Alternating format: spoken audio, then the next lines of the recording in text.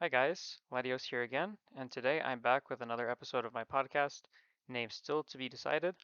Once again, I'm joined here by my friend and co-host David, and we hope we can continue to build on what we did in the first episode, providing you guys the latest in competitive Splatoon news. So, David, how's life? I'm good. I actually started my new job and I'm legally able to talk about it now. So, Um, who do you work so for? it's name's kind of long, but I work for the University of Central Florida at the Institute of Simulation and Training in the E2I Creative Studio. So this is like a lot of things, but basically at this university in this specific institution in the specific studio. Um, I research and develop some of the most latest in the tech world, working on games, simulations, and a bunch of upcoming like technology and whatnot. It's pretty cool, but that's all I'm allowed to say. So you're basically just testing new technology in gaming? But I'm also building it. Like I'm researching Okay, and I'm and building, I'm experimenting. testing. Okay. Yeah, a whole bunch of stuff. Do you get to design, are you still like designing video games themselves or more so just the technology around them? More so the technology that like other studios that are designing games that will ask of us to research, I guess. Okay, that's cool. And then you just started, right? Like 2 weeks ago or? Yeah, a couple weeks ago. Okay, that's cool. And I'm assuming you like it better than your old job. We won't talk about my old job. Okay, okay, that's fair. What about you? So I just started a new job as well, 3 weeks ago, I think, something like that. So, just doing some more accounting stuff. So I basically like I'm trying to figure out how to describe it. Like I basically just make sure that my company actually pays people and doesn't, forget to pay someone. So that's kind of my job. Keep all their payments organized, make sure that they know when their payments are coming due, things like that. And it pays pretty good actually for like considering I'm not even out of college yet, so I like it so far. That's And then good. I graduate Do you in have a December. date? Oh, nice. Do I have what? I was gonna ask a date for your graduation, but that's nice. You have your Yeah, date. well, I don't know. I mean, I don't know like when the graduation ceremony is. I just know that my semester ends December 16th. That's the last day of classes and exams for my fall semester. I don't know exactly when like my ceremony is or anything like that, but yeah, I'm excited and I'm Nice. hoping to move out as soon as that's done. Nice. It's about time. And you're still living, so you used to live in, when did you move back from Florida? You lived with your parents again, right? Yeah, so I'm just going back and forth between my parents and my sister and just doing whatever. So I'm all over the place just because I can. Okay, okay. I can't say I'd be able to do that, but I mean, if you enjoy it, then more power to you. So your sister, does she just work full time down there? Is that why you're able to keep hopping back and forth? Okay. Yeah, Okay, that makes sense. I mean, I wish I could go to Florida sometimes. Sometimes. Not always, but it's getting too hot though.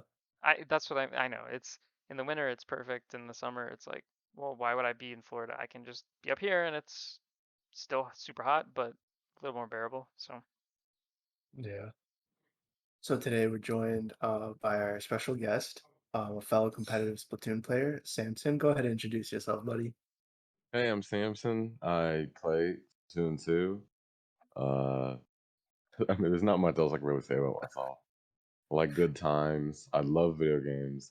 I guess it's aspiring game dev. I like film and media. That's what I'm majoring in college. So like, okay. uh, generally just all around good guy. That's what's up. That's what's up. Well, What so games have you last been episode, playing recently? yeah, exactly. Sorry That's about that. exact. You just stole my idea.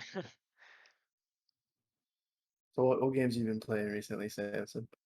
Uh, I'm not gonna lie. I've been like running through my Steam and Switch library trying to find a game to play. But I guess the one that I finished recently was 13 Sentinels Aegis Rim. It's a really good game. Like I think it's gotten like in all the reviews you read or see about it, everyone like calls it a masterpiece. I finished it up and thought it was pretty good. Definitely like one of my favorite narratives. So that's probably one of the games I played recently. Okay. I haven't tried it yet, but I think people have told me to. So So I heard you've been scrimming lately. Are you still playing the game actively? Yeah, I play it every day. I make a Wow. thing to do it. It's pretty much a habit. But yeah, I play with the team Demo IHOP. Uh, they're an LGBTQ plus team. And they're mid level. Just about like we got Div 4 last Louis season. Um, we're just like scrimming, just trying to get ourselves up, playing SOS, all that stuff constantly.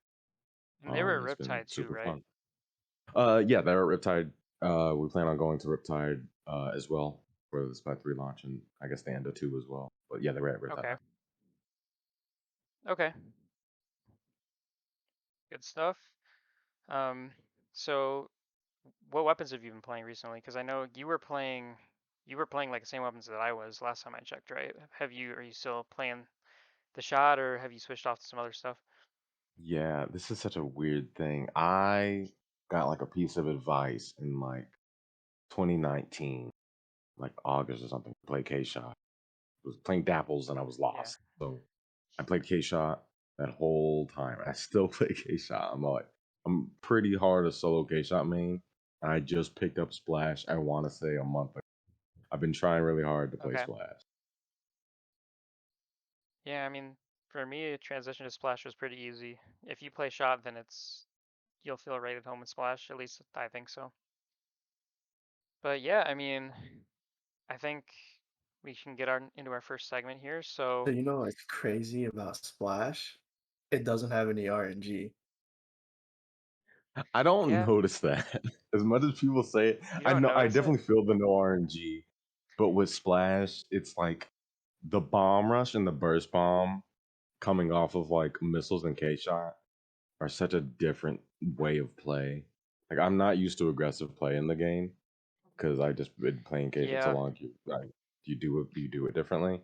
So and I mean it's that's definitely a whole different vibe. that's kind of why I don't really like playing K-Shot as much, just because it feels like the main weapon you're designed to be in people's faces, and then you're stuck with a suction bomb and a missile, which are pretty passive subs. So I guess that's kind of the reason why even though K-Shot is meta, I still prefer playing T-Tech most of the time.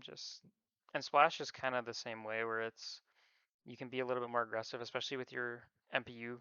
I'm assuming you run MPU on yours too, because Yeah, I don't think any splashes I've met run non-MPU. you'd be surprised. There's actually some people that are campaigning for non-MPU Splash, which I guess I could see the argument for it, but like I know Hitzel when he still played actively, he would run like I mean to be fair, Hitzel is literally a burst bomb simp, so I don't know if this is like a valid example, but I remember he would used to run like full burst bomb support builds with all the sub savers, sub power up, all that stuff. So I mean you can definitely make it work. I just think I mean in this meta you might as well just run it because everything else has MPU and that power creep, so might as well keep up. But Now, since Yeah. Splash doesn't have any RNG, you can't do the rigged shot manipulation, which totally works on other weapons, right? right? Well, or so we thought until it was debunked. So the rig shot manipulation was a supposed tech on Twitter that came out sometime this week. I don't remember exactly what day. And it was essentially the technique was supposed to make it so that you could make any weapon in the game have perfect accuracy, no matter what, whether jumping on the ground, whatever, with some simple stick inputs. Now, after a couple days, it was discovered, and I think pretty much universally accepted by the community at this point, that it was essentially confirmation bias.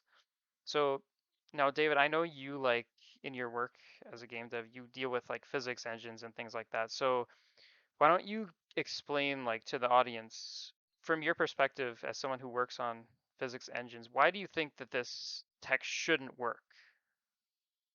So the way that they described it was the way that you move the inkling so that the character's physics, so he's just walking around, you could do it in some sort of way that made the shot come out of you always into the center of the reticle. However, that's not exactly how like the shots RNG is determined. So I pulled up like a bunch of things for like in game that I could talk about, but like the main thing is why would the character's physics box and how that is moving around impact a calculation that determines at what angle the bullet comes out of your gun? And so the main thing people are talking about is like you're affecting the momentum, which affects the velocity, which makes it come out faster. And like there is, and some people have talked about that, like, oh yeah, there's a way to do that. And yes, if you jump forward, um, your momentum will let you throw bombs farther, or you'll notice it maybe on like a blaster, it might come out a little farther, because the projectile spawns with your momentum. And like in physics talk, basic rule, object in motion stays in motion. It conserves that energy and it has momentum, so it goes a little farther. But like it's just to to walk around in a specific pattern to affect the angle so that it goes at your reticle, so you have perfect RNG. That there's no link between me walking and the angle my bullets come out, right? Another part of it was they talked about like they said I have it in front of me. The angle is you have a 5 degrees from the left or to the right to be perfect on, right? So you have like a 10-degree window of where you have to your character has to finish or your left stick actually has to finish. Um, when you like account for like lag, or like floating point precision and input delay and just kind of general drift, uh 10% like of an angle is really small. Everything's normally in like point like from 0 to 1, 1/8 or 0.125 is like the range everything works at. So 10 degrees, um, is just extremely small. So it's like you won't even know if you hit it properly. Half the time people are like, "Oh, I did it," and their left stick's nowhere near. You know what I mean? Yeah, especially if you're playing like because the Switch Pro controllers don't have grooves in them, so you can't. It's not like you can use that as a way to determine if your angle is right. I mean, why do you think? I'm just curious because I found that weird when I watched the video. Was in Bradley's video, um, one of the things that they talked about was like you said, the specific angle, and it just. I guess I'm just like, how do you think something like that? Someone comes up with something like that, like where? Because the specific angle itself shouldn't make a difference. So in testing, how do you think people came up with the idea that that specific angle actually made an impact versus any other angle? Like, what do you think actually led to that conclusion? So because it's hard to pull off, listen, you're gonna get lucky eventually, and you're gonna just hit two in a row. At like some like you think you're jumping or something. A lot of people would jump out of their ink and do the attack, and then like I hit it. You landed by that time, and you had like your RNG seed was at its not the RNG seed, the RNG multiplier was at its best, right? Because you didn't shoot before. Um, for people who don't know, the more you spray or just hold the button down, the the worse the multiplier gets, the wider your range can be. Um, so basically, you're doing it at your best odds, and then you think you did it in the air, but actually you just landed on the ground, so you perfectly fine. Right. And you're like, I did it after you just got lucky 2 times in a row, right? Um, Because I mean, I most of also the in think most of the like, tests, they were resetting their RNG before they performed another yeah, instance of it. So, like in theory, if this tech was real, then you should be able to fire continuously five blaster shots or whatever, get your RNG down mhm, to where it's you're going to be hitting the outer reticle every time and still pull it off. But that mhm. wasn't the case. Like in the video, you could see they were still missing shots. Mhm. Another thing is when you're doing that, you're sporadically walking. If you simply walk forward towards someone, think about like the way that it's spraying. It's spraying out like a cone, right? So this wide range, and someone's like in the middle of that range. Well, the bullet can go anywhere. The closer I get to the center of that cone, the smaller that angle becomes. So if I'm walking towards someone, because that's part of the tech, is that I walk moving towards them. I'm cutting the distance down. I'm cutting the angle down. Um, gonna hit more. It's just walking forward will do that. No difference. Yeah, exactly. And I think like for me, when I saw this tech, my first thought was just, well, the RNG itself is predetermined, and that's just basically each bullet has like a forward speed, and I guess you could think of it as like a horizontal speed. And my first thought was, well, that's all you're doing is you're just decreasing the distance for that horizontal speed to actually make a difference. You're not actually changing the RNG. You're just making it so that that RNG is less likely to have an impact because again, the angle is predetermined. So if you can decrease the distance between you and the target, there's less time for that horizontal deviation to make an impact on it. So I think that's where a large part of the difference comes from. And then what do you think about the follow-up videos? I know Eris did some really in-depth videos afterwards, and I watched, and he talked about bullet velocity and how you can impact bullet velocity. What are your thoughts on that? Do you think that that has some legitimacy to it, or do you think that that is also potentially a case of more confirmation bias? I Sounds a think. little bit more like, well, I Oh, go guess ahead. for Go me, ahead. it sounds a little bit more like confirmation bias. But I don't want to fully negate it because it's not like this hasn't been lab to hell and back, but it's just very, Yeah, again, the ability that these are pretty set variables. It's hard to change these significantly, or as we've seen throughout any of the labbing in this game and the lab. Both of their underlying logic hasn't changed super drastically when it comes to these sorts of bullet physics.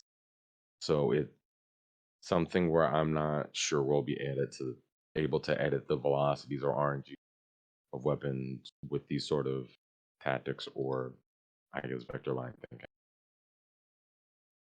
yeah, So you're not directly adding velocity to the bullet. Velocity determines a couple of things. I think the best way to explain it is when you put MPU on a jet sculpture, you increase the velocity of the shot. That has three indirect effects. Well, one direct effect, two indirect effects. Um, it actually increases a little bit of damage. That one's very small. But you'll notice it at like fall off range. So if you're at the max range that Jet Sculpture can hit, you'll notice your fall off is doing a lot less damage because you've increased the velocity of it. The way the fall off is determined is when it starts losing speed, right? And that's different from other MPU like damage ups because K-Pro doesn't shoot faster. But it's just the bullet itself, its raw damage addition just gets added a little bit.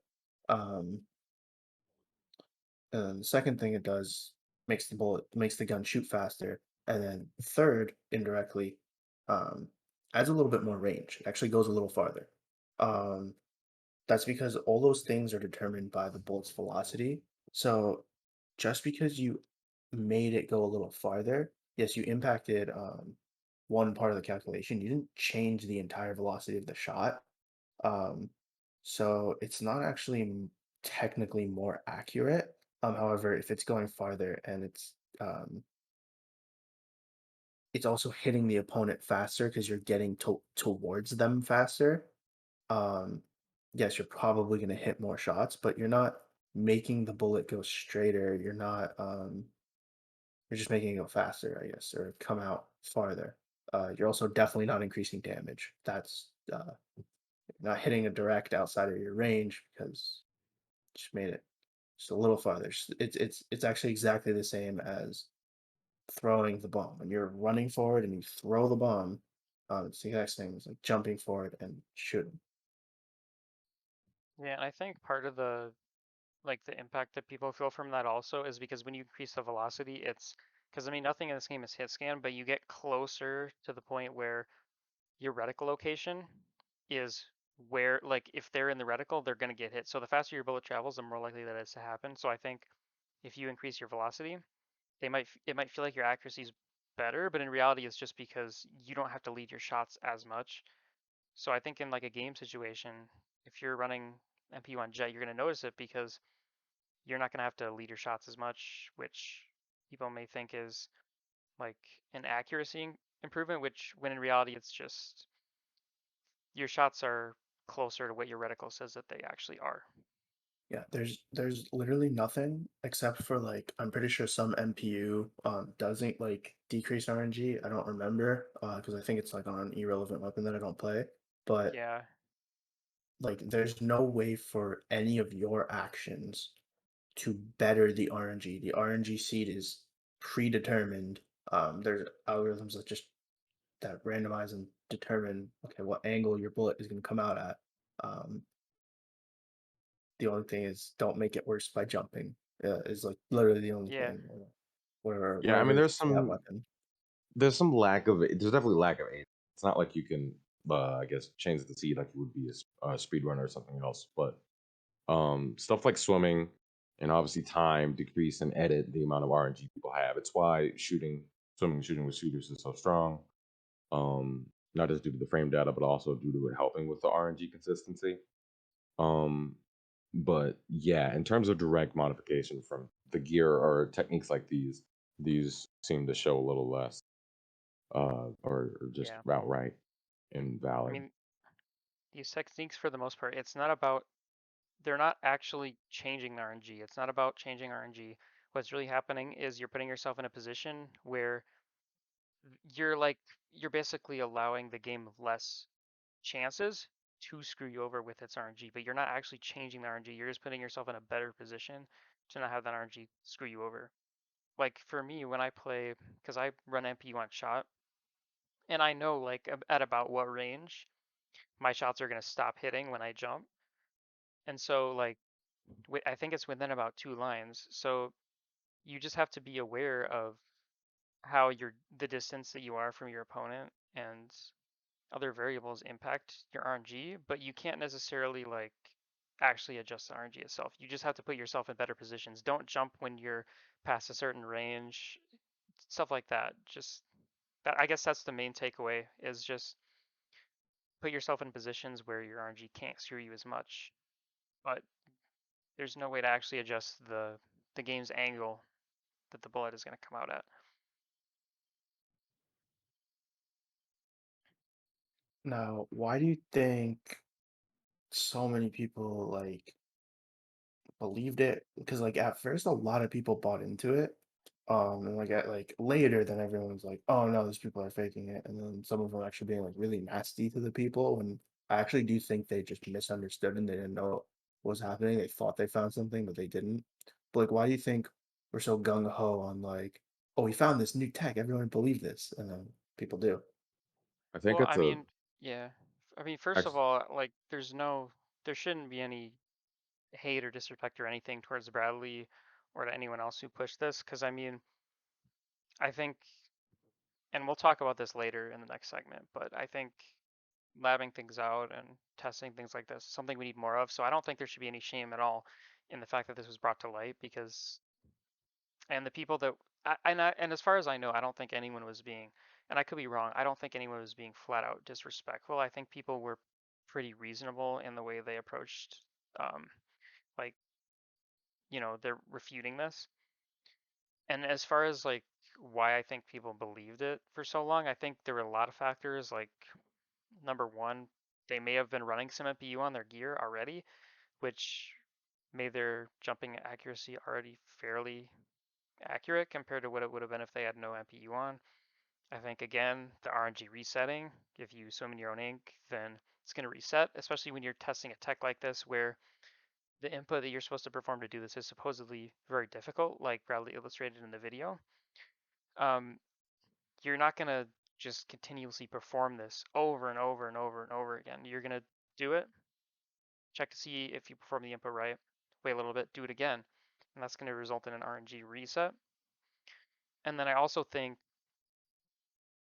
like, I think in a way the quote unquote like strict input was kind of like a cop out in a way, because if you could say, well, oh, well, if I didn't perform this right, it's not because the tech doesn't work, it's just because, oh, it's a very strict input, I just didn't input it correctly. So I think that was another reason why people thought it was real, is just because they thought, oh, it's just a very hard input, that's why I'm missing. So I think those are the three main reasons why it persisted for so long. What do you guys think? I'll give Bradley and a lot of the other people, I know it wasn't Bradley, um, benefit of the doubt too, because I do, when watching that video, it is a longer video, especially it's about 23 minutes. But like he did admit, a didn't perfectly have all the scientific research down, or that there wasn't more areas that couldn't be gone through for it. But he did admit he went through, made sure there was no MP on his gear, and reset the stick on the trials when he was labbing it for sure. So it's not like they went into it. They were still, I think, misled a bit by the results, but they did give an earnest try. Yeah, I mean, and it wasn't just Bradley either. It wasn't just them, because, like in that video, like the gear, like no MPU or whatever. That's good. That's how you should test it. But again, when people are gonna look at that video, they may not follow the same testing methods. And in that video, you could see the blaster was missing on some of those jump shots. So I just think, like, I don't know.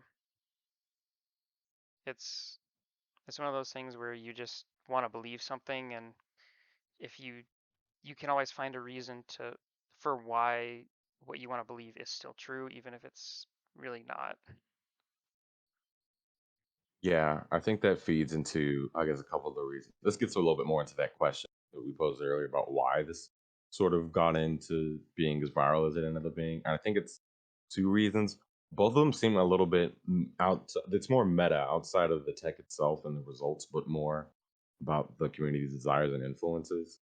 For, I guess, in general, for labbing, Smash had just had a really big reveal for their labbing and whatnot from one of the most prominent researchers, and that had a whole cause and stir on labbing in general. And I know that hit into this between name of the player's name is Gimmer, and it was a whole debacle for like a couple of Yep. days about the slingshot tech in Smash Ultimate, and that brought over, I know, a lot to Splatoon, and maybe looking more into our labbing and research. But also, obviously, in Splatoon 2, it's no secret, blasters are bad weapons. They're pretty bottom tier, and it's known that their shots mess them up, and that armor and other things give them a really hard time to just operate in this game and its meta. So to have a revolutionary tech that ups the meta, um, that is proven by research and science, and drastically changes the game and draws attention and notoriety and a big shift, all of these things that people would individually want and as a community we would want, would be big reasons to propose something like this. Yeah, I mean, I definitely think when you have a weapon like Blaster that's kind of been out of the meta for a long time, and you have so many loyal players that continue to play it despite that, and you have a tech like this where it's like, wow, my weapon might actually be somewhat viable now. It's you just want to believe it. You know, like you're gonna do everything in your power to just believe that this is real. And I think it's just people are just frustrated with the stagnation of this game in general. They want to see more tech, they want to see new discoveries, they're frustrated with the meta. And I think that's a big reason why. And I think, like, we need more labbing, we need more testing, but at the same time we have to be careful about how we do it, because as you can see in this example, it's easy for certain mechanics to be, not understood in the way that they should be. And although they may, like, the actions that you're performing may actually have a beneficial impact on what you're testing, it may not be necessarily exactly what you think it is. And I guess this leads me into my next topic that I wanted to cover in this podcast episode. So I wanted to talk about just experimenting and labbing in this community in general. I think it's the perfect time to talk about it now that we've just gone through um, this technique. And because I mean, it's not very often that this community gets a technique like this, and to see it not necessarily end up the way that we had wanted it to as a community, I think is important that we talk about like labbing and experimenting moving forward, because I think in Splatoon 3 that's going to be, if we want the next game to be successful, then we're going to need to change the way that we approach that. So I guess to start things off, I wanted to ask you guys, why don't you think the labbing and experimenting happens in this community as often as it should? Do you think people are just, they're just too stuck to the meta? Do you just think they have too much weapon loyalty, or they just don't feel comfortable testing? Why do you think that labbing and experimenting doesn't happen as often as it should in this community? Because I think all of us would agree that it doesn't happen as much as it should. I would say a lot of people are just kind of uncreative or don't know like what it is. Like they don't know they can kind of just put like just open a PB with a friend and just run around a map, maybe even Yeah. like 2 or 3 times, so for a good 15 minutes. Um, and then all of a sudden you find something, right? Um, like I'll still remember like when Yep. me and you were on a team together, a lot of us, and we were just in a PB and we were just trying different things. Yep. And I think we found we could like on Wahoo World, there was just some weird jump that most people don't know you can make. Yep. I remember It's that. only on like zones or not It zones, was on like TC. TC is what it was. CC. Yep. Um, like that map doesn't really get played more anymore, but like people don't know they could just do that. Like they don't think to do that, or they're just too uncreative. It's like I tried this thing and it didn't work. So like a lot of people is still, I would say people don't really know how to use curling bombs besides throw it in front of them to paint, which is like fine, but um there's so many different cool things you could do, but people are like, well, I threw a curling bomb out and I didn't get any kills, but that guy threw a splat bomb at me and killed me, so I can't use this anymore. Like just uncreative, I guess. Yeah. And I think like going back to what you mentioned earlier about our testing, I remember you and I actually did some testing on, like, we would do like down to the sub, how many subs you needed to throw bombs a certain distance on certain maps. Even just little things like that. Like it doesn't even have to be a new tech, just little like optimizations you can make to your gear and your movement, things like that. Even things like that I feel like people don't really know about. And I guess, I mean, Samson, what do you think about labbing? Like why don't you think people are doing it as much as Yeah. they should? Okay, this is gonna be two-part. I want to make it quick. It's gonna be sorry more has structure, but like for me, I'm actually in disagreement. I think that we do a lot of labbing, but our labbing is, and I think when we're thinking about labbing and the word where it comes from, it's a fighting game. It's from the fighting game community, and their games are more in like Smash and Street Fighter. They're more executionally focused. They're about finding text and those little frame differences to extend a combo. That's a little bit of a different productive results than what we have, where we're more focused, and a lot of our research and stuff is focused on the ability points and finding out special points and that sort of more statistical element of how much more do we need to hold down the zone or zone counter and those sort of mechanical figures. But when it comes to tech and other stuff, there's plenty of players like Rio. He's an amazing Japanese player who's mastered and created movement tech like the instant like full jump momentum and stuff like Yep. that. There's plenty of stuff that we've done for great research on finding jumps, curling bombs, bomb ranges. We kind of talked about Hitzel Lad, the mess out of Splash. He's a pioneer for it and finding out first. But I actually don't think it's an issue for that. More so about dissemination when it comes to getting what the lab results and figuring out the specific numbers and damages. You don't have a lot of places to go. You can kind of go to Inkademy, kind of to Inkopedia, but in terms of getting holistic data dumps, you're relying on data miners whose information is hard to parse, or something like Inc, where the graphs are more gear ability focused.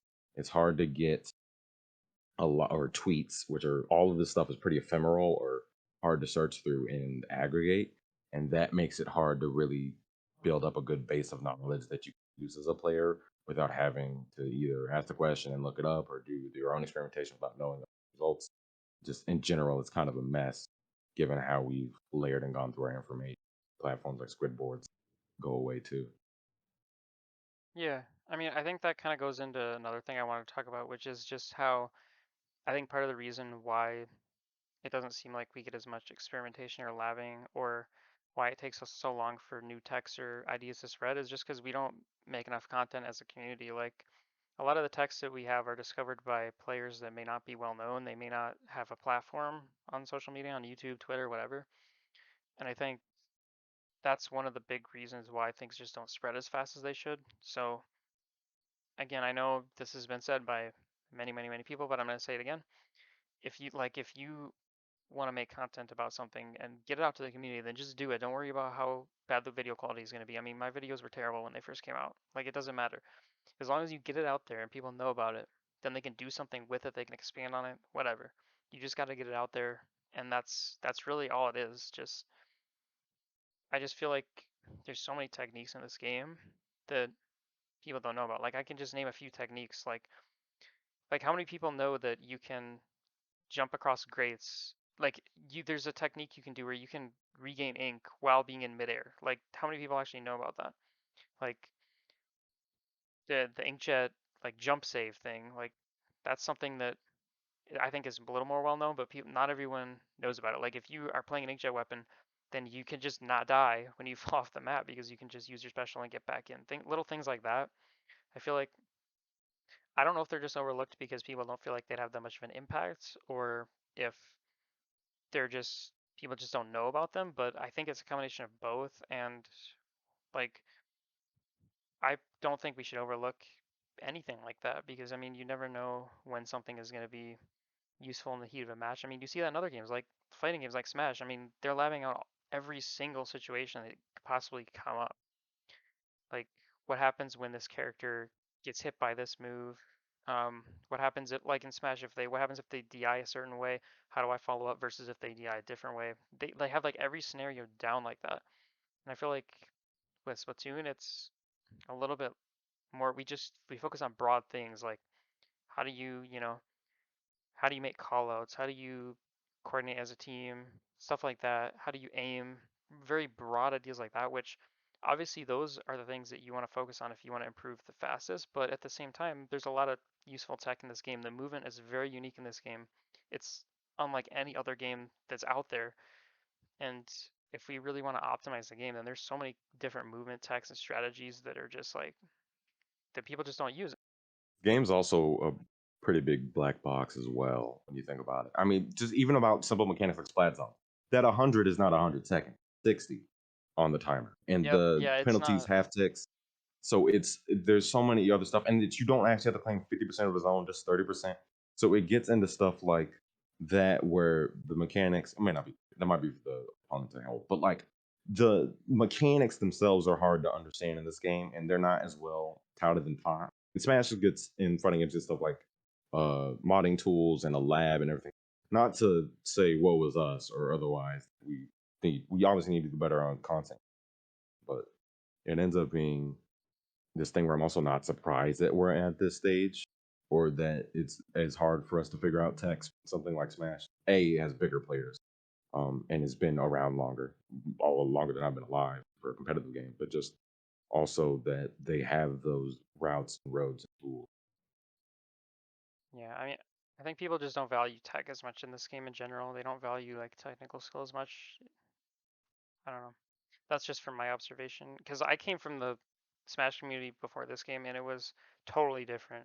Like, if you found a new tech like this, then people would freak out. Like, just the same way they freaked out about this RSM thing. Like, didn't matter what it was, they would just go crazy. Anything, especially for all the dedicated players of that character, is just they would freak out and go crazy, even if it's just a little thing.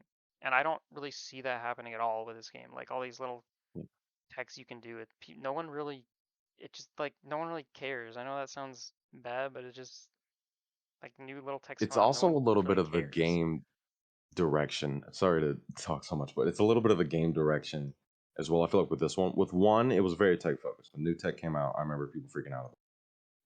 But also it was with this game, even with the RSM or like new things, it's very special and team focused, which is why, as you said, we're doing focuses on call outs and on making sure you're communicating and coordinating. Because when you have four specials, it doesn't really matter that you can hit a super great substrate or do an amazing RSM because I'm going to end up wiping you with this armor and this jet and you're done. Like, so getting a focus on those and optimizing those out when those are definitively something that lets you just win better are a little bit more prized and focused in the community. Why we're optimizing how you can get arms, doing things like that over And I would new movement time. and like I would understand if people feel like some of these techs are not worth learning, but like just being honest, like the input, none of these techs are hard. Like none of the techs in this game are hard at all. They're all super easy. Like I'm like if you played competitive Smash and you come to this game, the inputs in this game are just like it's like a cakewalk. Like they're so easy. So it's not like you even have to put in that much time to learn them. It's I don't know. But I guess the next thing like I want to talk about regarding this is just so I know David, we talked about this in our last episode. We talked about how sometimes this community doesn't it takes a long time for us to realize sometimes how good weapons are or how not good they are. Why do you think that happens and what do you think are some ways that we can try to prevent that from happening? Like as an example, again, Junior took basically a year for people to realize it was good after it got its massive ink tank buff. Um, People kept playing end parries even after they were destroyed by K-Pro for like 3 months. They didn't put them away. And then K-Gal, that weapon kept getting buffed after it was already busted because people just weren't playing it. So, like, what would you say is the reason why that happens, and how can we try to do something about it moving forward? I would say it's the same thing that people are just kind of unoriginal and like I don't know. I see the top player do this, so I have to follow them. And if like a top player like plays something that's considered off meta at that time, it becomes meta at that time. Like just I saw them win a tournament with Tri Slosher, so everyone uses Tri Slosher. And like I think it's because people don't want to put in time and effort, as much as like I would say JP, like just the Japanese scene in general, into a weapon if they don't think it's the best weapon. So someone tries to figure out what the best weapon is. They find that and then they put all their time and effort into that and then they stay on that. And that's not the worst approach, but I think if the more creative people get, like I can't wait for Splatoon 3, um, where we just don't know anything. So we get to try everything out again and that um there's new strategies you're like people are willing to try with you. But like as of like even now, it's just unoriginal. It's just people win this meta, so I play it, and then a top level team wins without it, and they're like, oh, maybe this isn't meta, or like this isn't the most optimal way to play the game.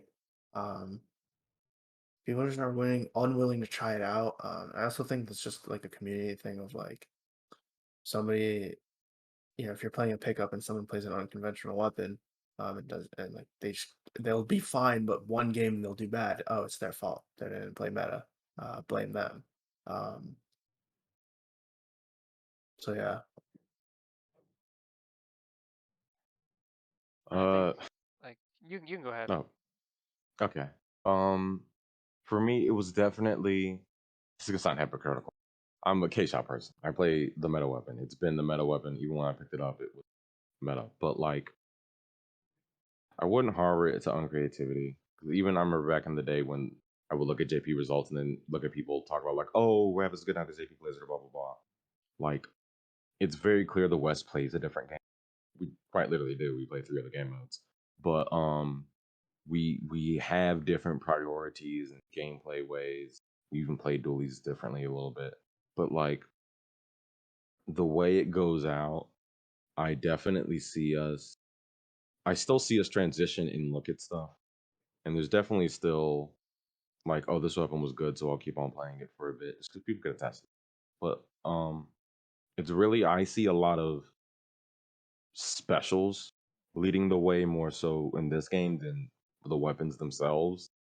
It's certainly weapons swap in and out of favor, but it seems like the specials have been pretty stagnant for years going onward. And it seems like more so we're optimizing specials and figuring out what weapons kind of let us do what we want with those than the weapons themselves. So we've seen, even though it took Junior a year to come in, during that year there was plenty of changes to H3 and Zap and Kunder It kind of allowed Junior to come in, as you can see through the patch ups on Junior, continually buffed as it kind of comes up, as other ones get knocked down. So it's kind of also seeing uh, it outside of maybe a bubble like space, seeing its relation to other weapons that are kind of taking its role and are having the same special, and seeing how weapons. Takeout just didn't also come out the woodwork. Other permanent guns like K Pro or I forgot the other one, CDS, and all those other ones got nerfs, and so we needed something else to take up the role. And KGAL was able to stand up because I remember when Synapse played KGAL, and everyone looked at them like they were crazy because it Yeah. was not a great weapon at the time, even before all the buffs.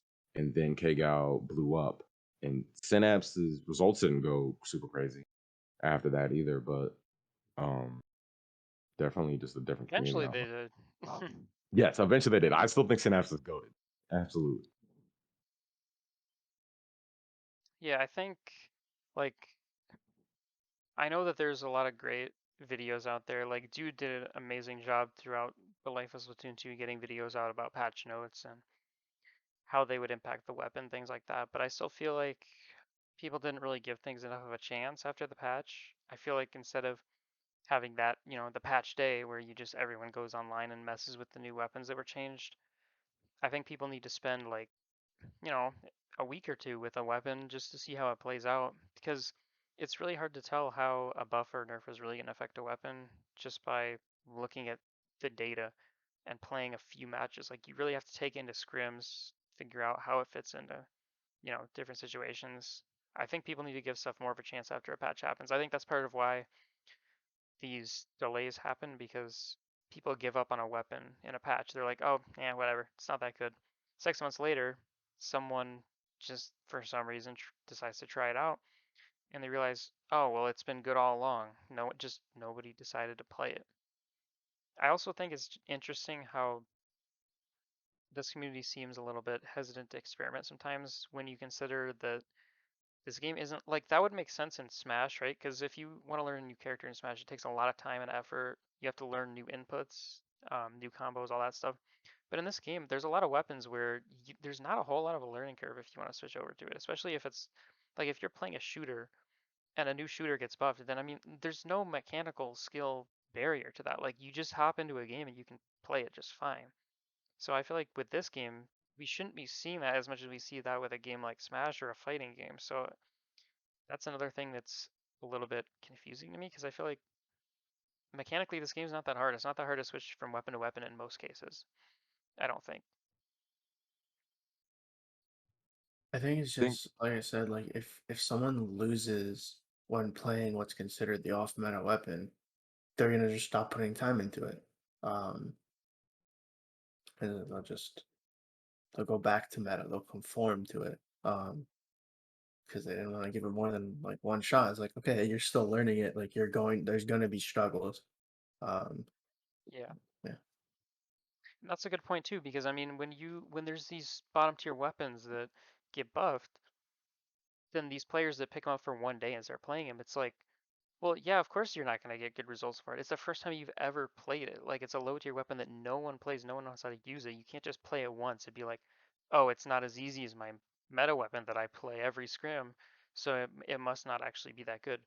Maybe if you learned how to use it and put the time in, then it would be, but people just don't want to take that time to do so because, I mean, it's potentially a risk. I mean, you could put not I mean not like a risk, but just I mean you could put 2 weeks into a weapon and realize it's not good, but I mean there's no harm in doing that. It's not like you lose anything for doing that. I think people are too afraid of losing by trying out a weapon that's like not good when in reality doing so can lead to amazing discoveries and progress the meta a lot quicker than you would if you just sat around and played the same weapon. People just have to be willing to go out there and try it.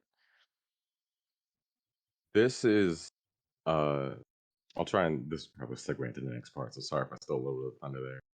But it's something I want to see more from the West and from Japan.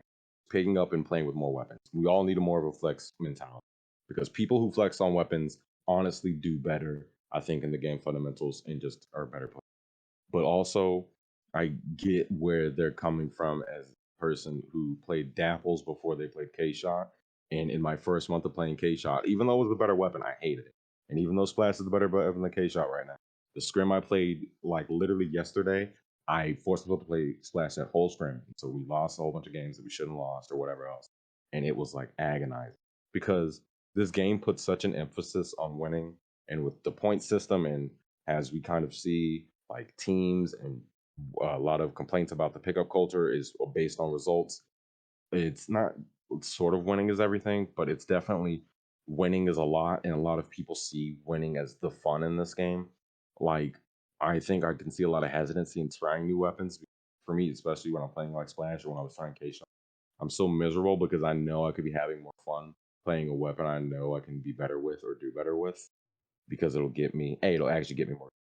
I don't have to, it's easier to grind gear if I'm winning. But like, also it's funner if you're getting a win every game instead of a loss for the. Yeah, and I think that ties well into the next segment, which is teams versus pickups.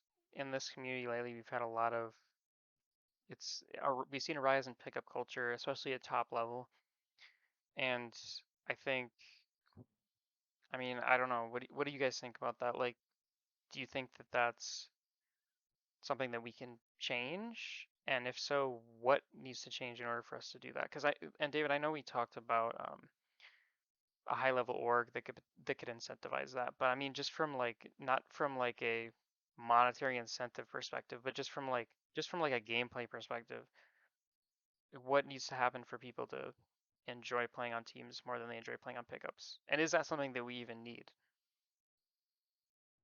I say so. People like if someone's gonna say pickups are a bad thing, they're 100% wrong. One of the things Splatoon does better than any other competitive community that I've been in, um, is that outside of like solo queue, right? So just like for like a like a private battle or like just making your own lobby and doing a scrim, we do pickups way better. I know everyone complains about like how long it takes for people to get to the lobby, or it's impossible to actually put everyone together. I think that's just a people problem. I don't think that's a whole community thing. I think it's just specific people. But like the fact that if in so many other games, if I don't have a team, I can't play with people to get experience. And if I don't play with people to get experience, I can't really get a team. And we saw that happen a lot when people started getting barred from pickups. And we started doing way too many, um, like sectioning off, and people aren't allowed to pick up with us, and we only play in this group. Um, we ran into that problem. Like, okay, cool, we killed pickups. There's not enough. We're sectioning it off each other, and it's not as easy now. It should be pretty easy to make a pickup game. The whole point of like a pickup game is people just get together, section off into teams, and play regularly. Same way like pickup game of basketball. You just go to the park, people are there, you split off and do teams, right? It's a good thing, but what's the point if it never translates into recognizable teams and achievements? Um, if I continue to further myself, but then I don't do anything with it, right? Doesn't matter how much I study if I never like try to get a job to make money. And I know you said no, don't incentivize money, but like, Yeah, is that sort of. not is that not the end goal? Is that not how the community grows? Is that not what's better for us? A better watchable product, people to follow, personalities to follow, teams to follow, and organizations that look and be like, oh, there's something here. I know. Well, that comment was just because we already touched on that last episode. It wasn't Yeah. like that. It's very important. I was more so just like trying to see if we could expand on that a little bit. And like you're Mhm. totally right. I mean, like that's a lot of the reason why we don't have as much as other communities do, is just because we don't have the same funding or money that others do.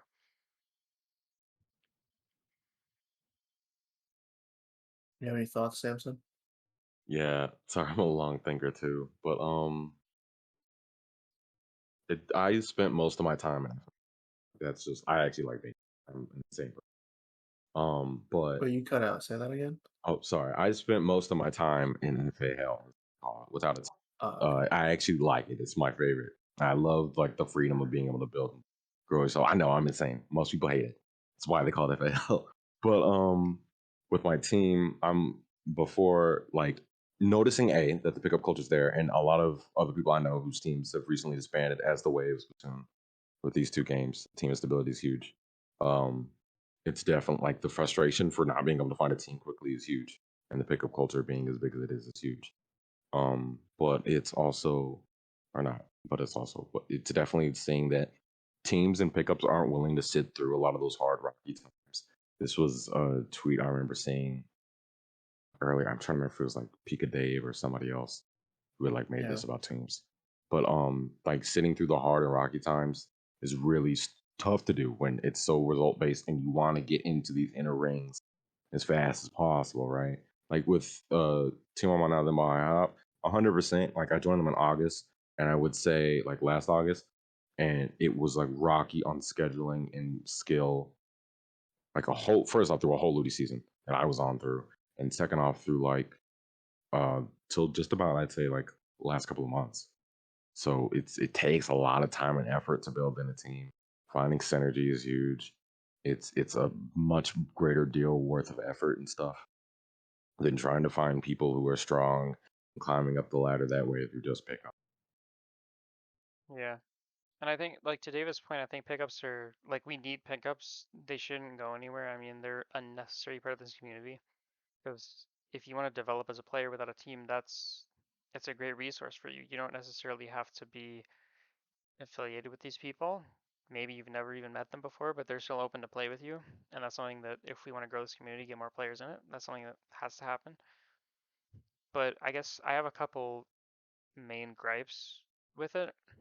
One being that it incentivizes splat zones only because the other modes require a lot more coordination. Sometimes, in some cases, you need to like have a strat or a comp planned out ahead of time, like what routes are you gonna take, where are you gonna go. And if you're doing a pickup, sometimes it's a lot harder to do that because maybe two players take the same route normally, and you got to split them up and adapt. There's just not that synergy of practice. And also, I think that it incentivizes weapons that require less coordination. Now, think of some of the weapons that require a lot of coordination. Weapons like Tent, Charger, most low tier weapons that are a little bit more like out of the meta. And then some of the weapons that are a little bit easier to fit into a comp. Weapons like, K-Shot, pretty much any armor weapon, um, Tri-Slosher, K-Gal, things like that. The weapons that are incentivized to be played in pickups are usually, like not always, but usually more boring and kind of perpetuate the meta that everyone hates right now. So I guess like pickups themselves are fine. I just think like the fact that we're playing so many of them, it incentivizes people to do the things that make this game suck in the first place, in my opinion, which is splat zones, which is the spammiest mode in the game. Like you can just spam specials and paint all game. It's not all that interesting to play, not all that interesting to watch, at least in my opinion, and also incentivizes the very weapons that people hate, the weapons that are easy to play, that don't require a whole lot of coordination or planning. And I think that's my main gripe with it is just pickups themselves are very useful, but they also give people a reason to continue to play the things that make this game not fun anymore. And I guess really the question that people have to ask themselves when they're deciding like, am I going to do a pickup or am I going to play on a team is the extra synergy and coordination that you get from playing on a team, is that worth the freedom that you lose and the dedication required to if you're just doing pickups?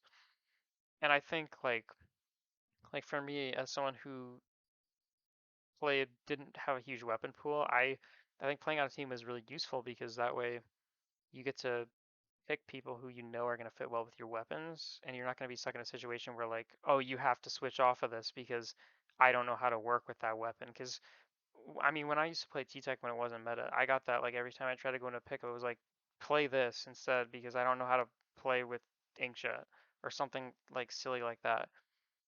Like it's crazy how many times people said that, and it's even worse for people who play, even more obscure weapons. And so being on a team, if you play an obscure weapon or a weapon that requires a comp to fit around, I think that's the only way for some of these weapons to be viable in the first place, is if you're on a dedicated team or you're playing in a pickup with people who know how to use it, which doesn't always happen. So I think another side effect you could say is that it doesn't just prioritize the weapons that aren't as fun to watch or play, but it also just reduces weapon variety as a whole, I feel like, because if you're in a pickup, there's not everyone's going to know how to play with a charger, not everyone's going to know how to play with a tent or a range blaster, stuff like that, weapons that can be really good, but people just don't know how to play around it because in pickups, they don't play with people who use those weapons.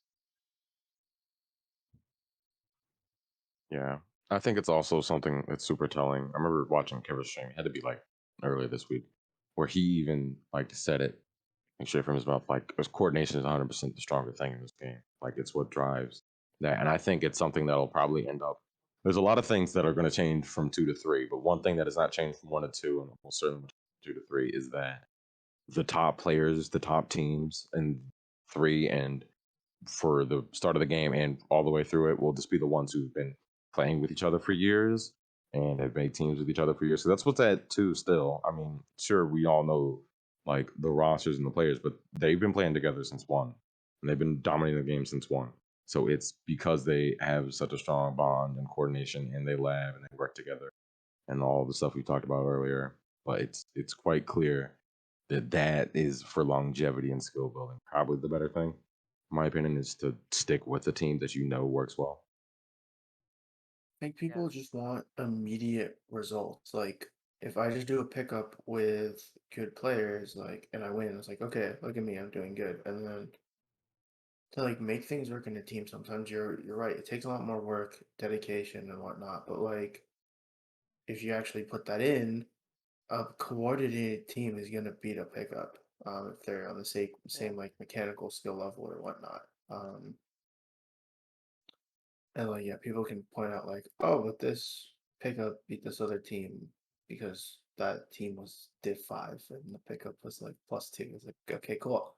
That's cool. Your pickup is doing great in that case, but if you get of that same range pool of players, a dedicated team that actually put that effort in, and I think that's why so many projects or whatever, they like just die is it goes wrong and they're like, I can't build synergy with this person, so there's no point.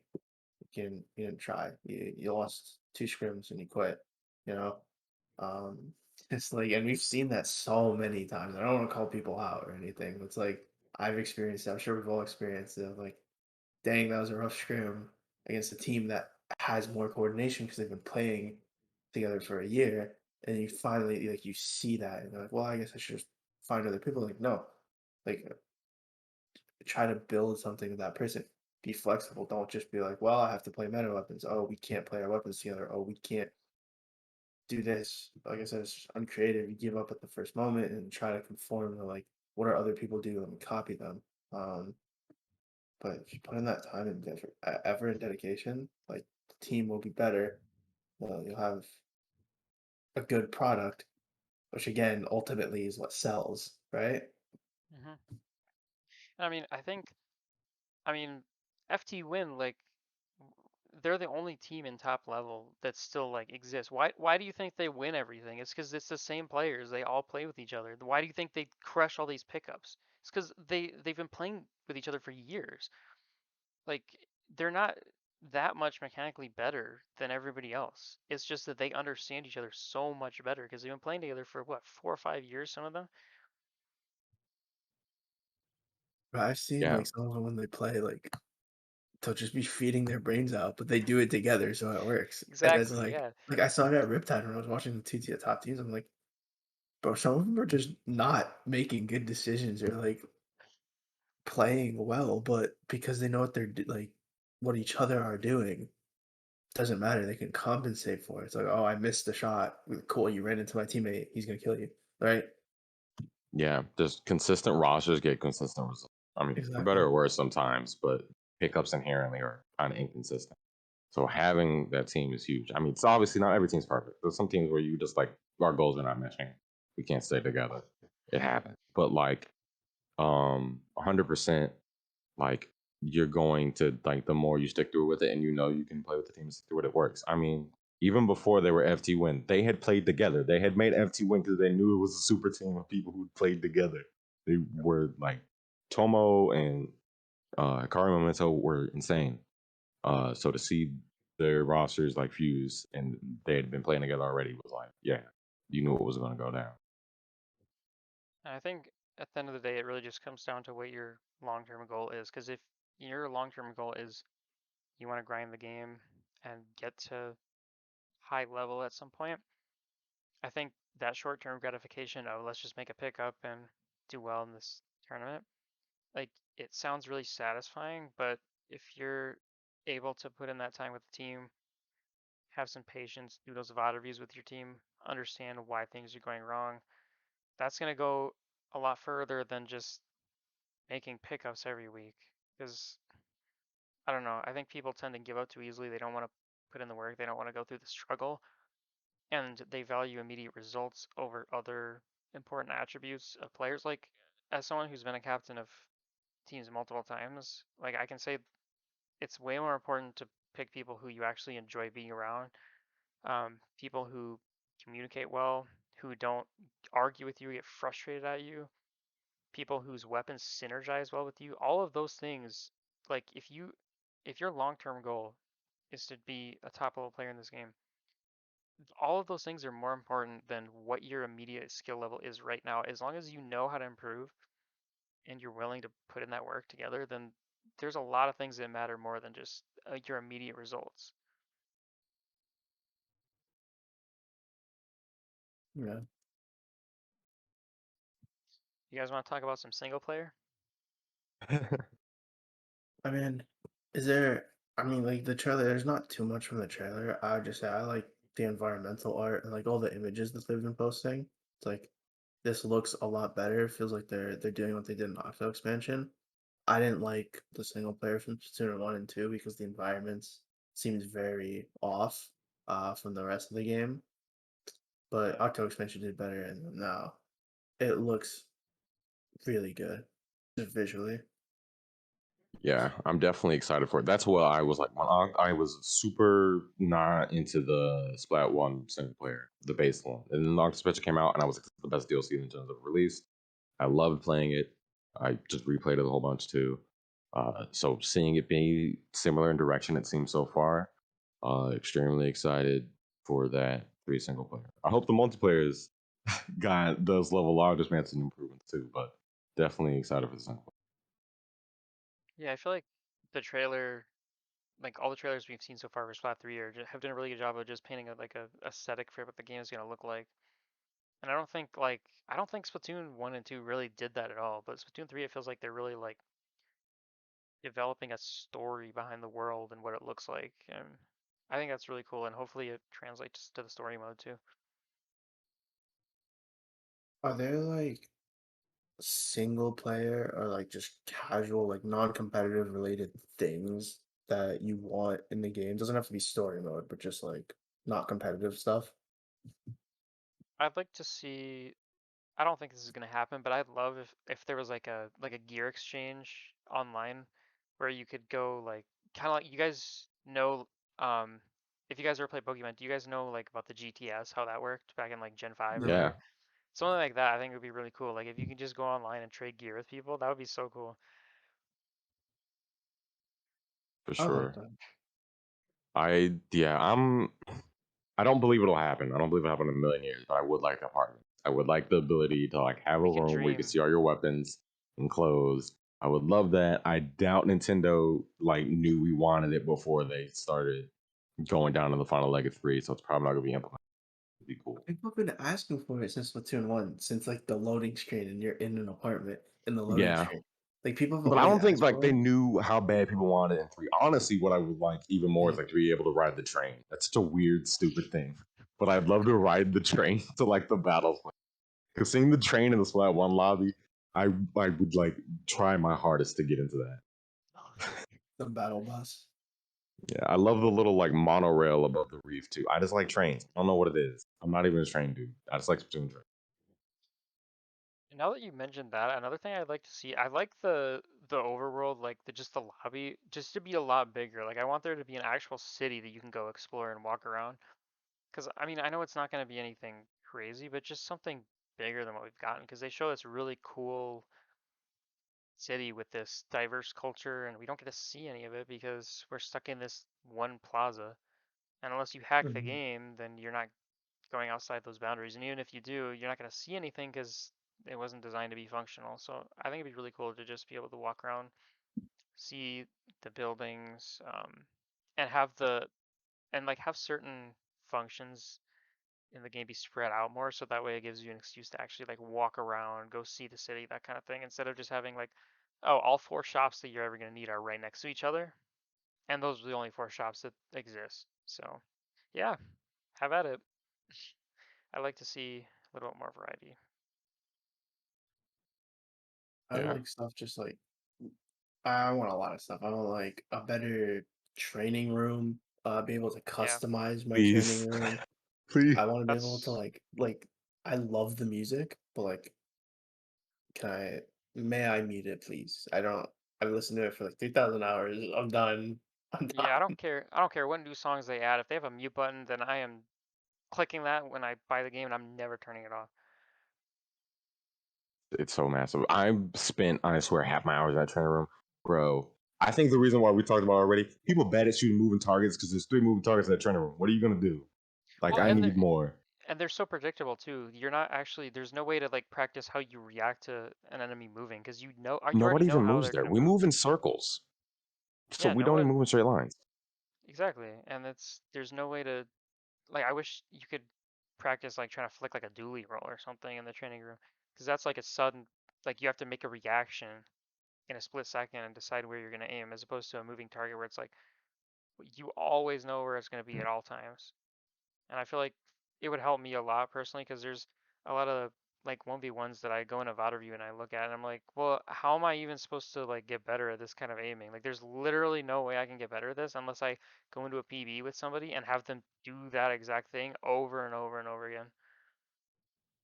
Two things I really want that are like odd enough is, I guess, the opposite of kind of what Light described, which is kind of funny, but like, I don't want to walk in the lobby to get to my stuff. I don't mind having I want a huge like hub thing, but like, I just want to press X and be able to like buy clothes or order gear and pick it up. You Because you walking all the can. way over to merch sucks. Oh, you mean for merch? Yeah, I mean, yeah, you yeah. can. Like, yeah, because I can press X and A and get there, but like, I have to walk there after, which takes a while. Yeah, that's true. I mean, because you could do that with the shops and stuff, but I don't know why like, you can't do that for merch. I mean, speaking of gear though, I think my biggest hope for gear is that main abilities will also be customizable, just because I think it's so lame that you can't just wear whatever you want and also use whatever gear you want. Like that would, I think, make a lot of people happy. Casual, competitive, whatever. You can wear whatever you want and still use the abilities you want. I think that would be an amazing feature, even if it costs like a ton of coins or snails or whatever they want to do to change your main ability. I still think I would. I mean, it's not like we have anything else to spend our money on or snails. We need a better money system in the next game because if you anyone who plays this game competitively seriously for more than like a couple of years is going to be at max cash and have Broke. nothing to spend it on. Yeah, I'm broke exactly. at this game. Actually, I don't know how I am. I'm still broke. It's But like yeah, the gear grinding in this game hyperinflation, sucks. the hyperinflation of the Splatoon economy. 10 million coins and they're not worth anything. They're not worth anything. 100%. This gear grinding in this game sucks. The other thing I definitely want to see, and will probably be a solution to a lot of the issues too, is you saw it in the Strikers. It's where I got the idea from, but like the Mario Strikers thing. I don't play the game, so I don't know how it works. But like, I love the idea of clubs or teams being able, even if it's just for league or something, that would help with the pickup culture. That would encourage people to play with Yeah. their friends and stick up more, and probably actually funnel into the competitive way easier than what we have now. Because for me, I think how people get into this game and why people stick is because they have friends. It's very rare you hear somebody was like, I came in here and spent the $60 and the $20 for online. Because really, if you don't spend $20 for online, you don't have this. This game is not worth it. Yeah. To play with your friends because you're not doing it solo. Most it's usually a good friend told me about this or I made a whole bunch of friends with this. So it'd be really smart to be able to have like a rank system or a casual league or something based on connecting and forming.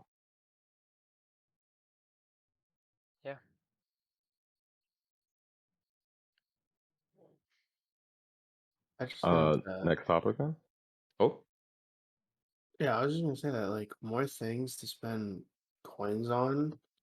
Like you mentioned competitive players, right? I think that makes incentive for casual players to play more. Like they actually have Yeah. something to grind towards, and like, competitive players are just gonna play even if they can't spend the coins. They don't care. But casual players might just be like, well, I have everything. I played a while. I'm done. But if there's something to spend coins on, like I like if you had an apartment, which like if they did, like casual players would play a ton more, and then just go check each other's like just a tiny little mini Animal Crossing, I guess. Yeah. I mean, like for competitive players, it's not so much that I think they care. It's more so just like I've been playing this game for 6,000 hours. I want to spend my coins on something. Like I should get something for that, right? Yeah. best you could do is a I don't vending know. machine. Exactly. And that's not even coins. That's Octo expansion. You have to actually like grind missions to do that. I wish you should be able to buy chunks with your coins, and you should be able to. I don't know. I mean, that's like if you could buy Yeah, chunks with your coins, then I think that would money is that ridiculously alone easy. would. Chunks sucks, but I would love to buy them. Yeah, I think the chunk system itself is really cool, but I just don't like how you can't use coins to get them. Like you have, I don't know. I just wish that I just don't understand that decision. Like you have nothing to use your coins on. I mean, what are you gonna buy gear? yeah. I mean, once you bought it all, it doesn't matter. I mean, yeah, I wasn't Exactly. constructive to say like they suck, but like when I say I hate chunks, like I hate the grinding in this gear because money's easy. Money's not a thing. You play Samurai for a couple times, I get 100K easy. But like grinding gear, I've never felt more like rage quitting in this game than having a ticket on me and losing because you know you got to play like 3 times the amount of matches just to get back like what a KO was. And so I just want something a little bit easier to grind gear or a little easier way to get chunks or anything.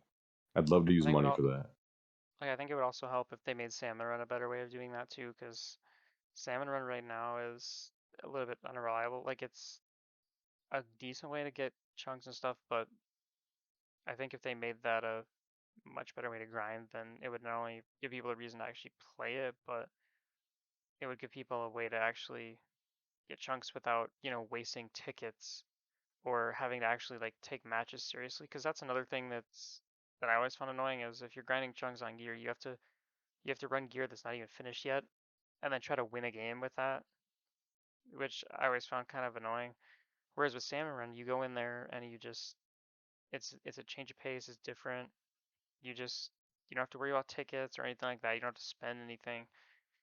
So I would love it if they made Salmon Run a little bit more accessible for that. I mean, is there anything else regarding Salmon Run that you guys wanna? That's something we haven't really talked about. Any thoughts on Salmon Run next game? My teammates are throwing all the eggs in the ocean. Oh man, if somebody purposely threw like that, bro, I'd be so sad. It's I'd happening be every so sad. game, you know it. I'm gonna try my watch, best to just try and carry him out like that. Yeah, that would watch suck. them, watch them make it so that the eggs float. Oh gosh. Over water? I mean, you'd have to waste a special to get them still, but yeah. Yeah, I mean, or like they'll Oh, the put inkjet's like an not even in invisible wall or 3. something. Shoot, how are you gonna get them? Zip. I mean, the Yeah, I think Zipcaster mine. can't fly. Yeah. You can only cling to walls and stuff. So Oh, yeah, I wonder if yeah. the Zipcaster will be able to, if you can save yourself from falling off a cliff with that, like you can in Inkjet with this game. It looks like it because you have the same jump back mechanic, so Yeah, I wouldn't be surprised. the jump pack icon is literally unchanged. It's identical to the Inkjet jump pack icon. Yeah, that's the early build. I think that special is probably the worst special. That special looks horrible. Zipcaster. Only because the Yeah, meter goes away when you use it. Like it looks shooting like the people makes you lose it. I mean, it kind of looks like a noob killer. It kind of feels like this game's version, like the next game's version of Splashdown, because it's like if you're playing as someone who doesn't know, like they're not paying attention or whatever, then it's like, oh, it's so broken, such a broken flank. You can just get behind somebody. If you're playing against someone who knows what they're doing, it's like, oh, this guy is jumping on walls and wasting his special and rushing headfirst into me, and I can just pre-fire him as he drops onto me. Like, what is he doing? Yeah, it doesn't look super great. Sure. I think Splashdown also. I think Splashdown kind of reworked itself into being okay. I like the idea of what the devs try to make it into like a special cancel, where like if it contacts stuff, it Yeah, kills it. I think But it was it's a definitely close not approach, good. but I think I like what they did with the vacuum better. I think like the vacuum concept is cooler of a the way they. I think that'll be what it ends up being is like a special counter. I think that's a way like it makes more sense, right? Like you're sucking things up. Like that's I don't know. It still serves the same purpose as like a special counter or whatever, but Yeah, it's definitely more intuitive, and I think it'll be funner too. I mean need that so the zones hell that we have in this game never happens again. Yeah, I mean, stops bomb spam, which is another issue a lot of people hate. So Yeah. Even if they bring back Bomb Rush, it'll still like I would be fine with them bringing back Bomb Rush because they have counterplay to that now. Because before the only counterplay to that was Booyah Bomb, and Booyah Bomb itself was another broken zone capping special. So the only way to stop a yeah, broken zone capping special is with another broken zone capping special. So not exactly great balance there. yeah. I mean, Splatoon 1 wasn't much different. Splatoon 1 had some crazy specials. This game's special balancing and damage up seem to be just the things this game can't handle on like a fundamental level. Well, all they need just simple problem. Just don't add damage up back. Doesn't matter. Like as long as the with the way the specials look in the next game, I don't think that's going to break the game. Like, I mean, obviously there's always going to be specials that are better, but just don't bring damage it back. That is what ruined this game. Just don't bring it back. That's all they have to do.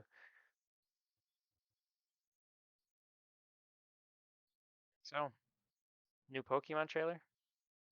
Yeah, so this is probably gonna be me and Samson mostly talking about this. Oh yeah, I I'll let didn't you go watch it. first, Samson. Full disclosure, I But didn't so, watch I'm it not at a all. huge Pokemon fan, so don't worry about it. And for the Pokemon fans listening to this, don't worry. I'm not like the tree guy. I don't care much for I'm the tree graphics guy. or like that. You're a tree guy? Okay. I'm the We can tree do guy. good cop, bad cop, I guess. And I guess Eladios will just be the person who's stuck on the. So go ahead, Samson. You go first. You go first. Yeah. So man, we're jumping right into it. I thought we were gonna watch the trailer or something. For like for this, I'm excited not to buy the game or anything, but because it looks like they're making improvements. I'm a little sad that this and Legends Arceus are releasing in the same year, which tells me they had similar development cycles. Probably different teams. Game Freak has some people. Like it's still like sad that they couldn't put, I guess, the effort of two games into one because it feels very like it's still. I'm getting a little bit of Sword and Shield from it, and I look at the hubs, and I guess we kind of see it with like other games that are coming out now, like Cyberpunk or whatever. Where I'm like still worried, like, are these places going to be empty? Is it still going to be lackluster in content and a lot of things to really motivate me to play and innovate on the game and ideas? Like the 4 player simultaneous content is amazing, and I hope that doesn't break or work badly. I expect it to be okay. I don't think they mess it up horribly, hopefully. But just it still doesn't bring me in. I took a break after Sword and Shield. I played and finished it, but I was really uneasy to even buy it. And um, seeing Legends Arceus as the reviews have called it a great game, but it's still like a Pokemon fans game. And like this doesn't seem like the shakeup I'd still kind of want. It's getting closer, but not a game I'm super certain I'd buy. Yeah, I mean, Pokemon Sword and Shield made me quit Pokemon because of how bad it was. I could tell before I even bought it that it was going to be terrible, and so I didn't buy it. But I'm hoping, I mean, maybe because it was the first Pokemon game they'd ever put on the Switch, so I'm hoping, I don't know, maybe they've done this already. It was their first go around. They understand what they did wrong the first time, so hopefully this game will be a little bit more of a finished product than the last game. If it is, then who knows? Maybe you'll see me playing it again. So my theory, just and this is just purely going off of how it looks. I'm pretty sure Scarlet and Violet are using the same engine as Arceus. So Arceus was written in a completely different engine. It's not using Sword and Shield's engine. Um, and Scarlet and Violet just look like it's using the same engine, so it's almost like a continuation. Like they've had time to build it up since Legends of Arceus, which I think is pretty good, pretty important. Um, because let's just be honest, the Sword and Shield, like just transitioning to a new engine was just garbage. And like in comparison to the other Pokemon games, it looks like visually it looks really good, but like Sword and Shield genuinely looked like an N64 game environmentally. The animations were fine, except they dropped a Those lot of trees, frames, but though. I'm gonna blame that. Yeah, I'm gonna blame frame drop on the Switch. But just environmentally, so anything that didn't look amazing. So if it looked amazing, it dropped frames because it's high CPU and GPU usage, and Switch is a bad console. And then anything that didn't look good looked awful, like the environments, the trees, the ground, the grass, the whatnot. And it's a shame because some of the cities like are really pretty, but just the rest of the game is super ugly. Um, as well as just they're continuing their bad game design practices of making it so that a literal 5-year-old can just press the A button and get through the game. Um, Exactly. so you don't even really get to explore the cities because your rival does it for you. He just drags you, whoever it is, they just drag you along. And you do you, just, Yeah. you walk through Pokemon the city because they, it peaked in Black and White too, and it's been downhill ever since. yeah. Yeah, Um, it's but definitely then for me. I'm a little bit different, I guess. Not to suggest I still love Black and White too. I hate to agree and say it peaks because I think 3D is just a different thing. I really do like Gen 7 too, but like with 8, I didn't mind the frame drops or whatever. On this console, I expected it came out underpowered mid-gen. It's gonna stay that way.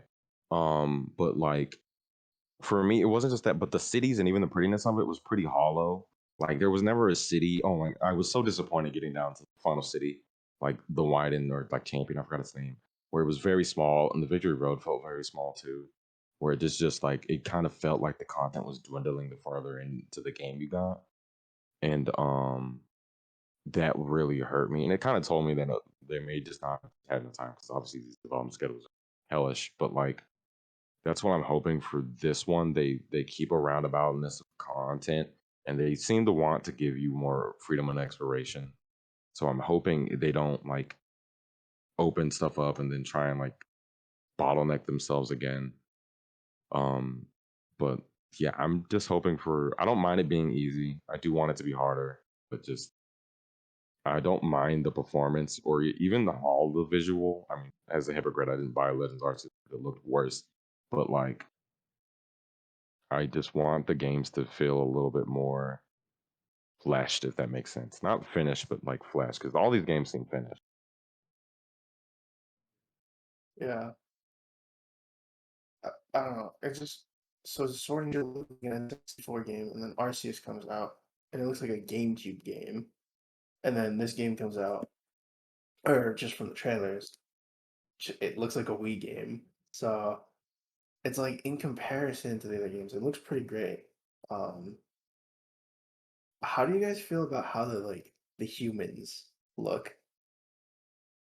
They're my favorite designs, easily, of all the games, actually. I love that they're more humanistic. We've moved pretty fully out of chibi. I'm, I don't know how it happened because I've consumed anime all my life, but I'm not a huge anime dude. I don't like anime styles for some reason. But they've moved pretty much into detailed humanistic style. Yeah, I mean, I don't know. That's not really when I think about the visuals. I don't really care too much about the characters. I care more about the environment, the scenery, like David was talking about. So I don't know. Humans I mean, freak me out. Like I'm not gonna lie, like the character you can play as, I don't know what about it, but like it scares me. Um, but like like the rival, she's so cute and well designed. The professors, so you have Giga Chad, and just okay, there's him, and yeah. then there's the other professor who like I I, I started barking. I started barking. Oh She my has god. fangs. She That's has so Cut. bad. fangs. Keep it What am to I supposed to do? Twitter. Twitter is one thing, but oh my god. Jesus, man. Like the professors, like their designs are fantastic. The legendary designs are fantastic. The Pokemon, I love Lechonk. I would die for Lechonk. Okay, yeah, I think that's pretty awesome too. The new Yeah, Pikachu clone, I forgot its name, but Tommy. I love the pop I actually hate hamster. the designs of this gen. No, no, I don't no, know that what it is. hamster, I would die for The that hamster. hamster, you die for him. I love the big fat hand. Smoliv was kind of funny. Yeah. I don't actually really, I don't know, the green cat is the grass Yeah. starter is just a green cat. Sprigatito. Yeah, it's just a I green hope they don't cat. turn Like that it's into cute. another bipedal again. Yeah, please, I think please, just I think stay there'll be a on general all fours. consensus. Everyone would hate that. I think most people are Please, just tired stay of on the all cat fours. standing. Stay on all fours, please. Um, You could do like a lion with like a mane made out of broccoli or something like that. I don't know what it would end up looking like. The duck is clearly like so suave. I expect it to end up being a really sexy person. Because honestly, I feel like these designs are gonna Donald have like Duck. somewhat humanoid or something. Yeah, But like, yeah, I like. I just wasn't a huge fan of the designs. Lechonk is cute, but like, I don't know, they felt real basic or kind of Digimon like. It takes me a minute to get used to the designs. I'm sure I'm like, oh my god, please. I But love like, Fuecoco. I love him. yeah, I like I'm always grass starter. I don't know what it is. I just like grass, but like definitely like them. And saying like it's a weird thing, but like the thing that made me really like the human designs and the visual upgrades of this game was the hair textures on the professor. Like seeing like, oh, they like gave them fine threads for their hair. And they were doing more efforts with the hair and the characters game like made me like, okay, they're putting genuine effort into making sure they have like great designs and moving on with it. I think I picked the fire starter in every Pokemon game I played except for Black and White. I think that was the only one where I picked the different. I picked Oshawott in Black and White. Every other starter I picked was a fire starter. Yeah, I've only done grass. I'm like a hard grass player, I guess. It's not. It's just a weird thing for me. It's not even that I I think they might have the best designs. I just like grass. I might have picked I might have picked Trico and no, I still think I went with Blaziken and the Mega Ruby actually. I don't remember, but either way, I picked the fire one like almost every time. Like I picked Cyndaquil, Chimchar, all those. I don't know what it is. I Yeah. just like the fire starters. Also, speaking of, I guess designs and starters too. The legendaries, the box arts. It's a kind of weird because at first I was really put off by Scarlet's. I don't know what it was about. I think it's Koraidon. I just did not like it. Like the big motorcycle wheel, like really disturbed me. And then for some reason, I'm playing Violet anyway, but like seeing it would disturb me. But like hearing the theory that they're all going to be on bikes is definitely super interesting, given that they want an open world and big traversal. So the idea of being able to ride around on new modes of transport very fast is exciting. Hope from a performance standpoint, we get that as players, but also like yeah, just from a game standpoint, it'd be pretty cool to just have something like that. I just like how it's like future versus past themed, and like maybe there's like genuine, there's more version differences than just a couple route Pokemon and legendary. Like there's actual significant reason to buy both of them. They should do that because make $120 instead of just 60. Yeah, Or in Sword and Shield's case, 90. Oh yeah, I didn't buy the DLC. I did. I played it. I I shouldn't say this, but I played it illegally because I was like, I'm not giving them money. Oh boy. Well, if David's not here for the next episode, then you all know why. It's because he's in jail for pirating games. I am unlucky, Nintendo Ninjas got them. but unless anyone has any other comments about Pokemon, I think that's all we got, right? Yeah, I think that's pretty much all the time we have. Is there anything else you guys wanted to add just in general? Uh, man, I don't have anything. I guess play Splatoon 2, buy Splatoon 3. Uh, pray that Scarlet and Violet are great games because I'd love to have great Pokemon games. Well, that makes me sound like a person, like a radical or whatever. I like Pokemon. Well, Anything, David? I'm good. All right. Well, thank you guys for joining me again. I think I had a great time again, and look forward to doing future episodes. If you're like, and if you're Samson, if you want to come back as a guest again, then that's definitely an option. Like, we're not making it so that it's one guest and then they don't come back, or like we're definitely open to having people back on. I told the same thing to Jordan. Like, if he wants to come back on at some point, then we'd be more than happy to do that. So feel free to, like, if we're asking for a guest or whatever, then you can put your name in the ring, see if we're looking for somebody. And yeah, we already have some guests planned for future episodes, and I'm really excited about it. So hopefully we can keep improving the quality, because obviously I know that editing sucks. Okay, like the episode one, there was no editing. Like, I understand, but it'll get better. I promise. Just bear with us. We're gonna keep improving. Quality will get better. We'll get some more guests on, some more well-known guests. As always, make sure you put in the comment section if you want anyone to come on the show, yourself included. If you want to be on the show, go ahead and put your name in the comments. Let me know that you want to be on the show, and I'll hear you out. So, with that being said, thank you guys so much for joining. You guys should follow them on Twitter as well. David, obviously, you know his socials from last episode. Um, I think it's literally just your full name, right? Like, that's your Twitter handle. Yeah, And then DDoS protection there. it'll be in the oh yeah, description. he's oh my gosh. And then Samson, what's your Twitter handle so people can check you out? Uh, yeah, it's SAMPSON_SPL. It's just straight the SPL. link to That's it? mine. So, Okay. yep, Oh, so first you're name. one of the underscore SPL kids. Okay. Man, it's hard to get the Samson username anywhere else. Trust me, if I could, I would. Well, go ahead and follow them. Again, leave any feedback or suggestions in the comments. We're just starting this out. This is the first time I've ever done this, so I will take any feedback and criticism very seriously, and I'm sure David will as well. So, with that being said, thank you guys so much for joining, and I'll see you on the next episode.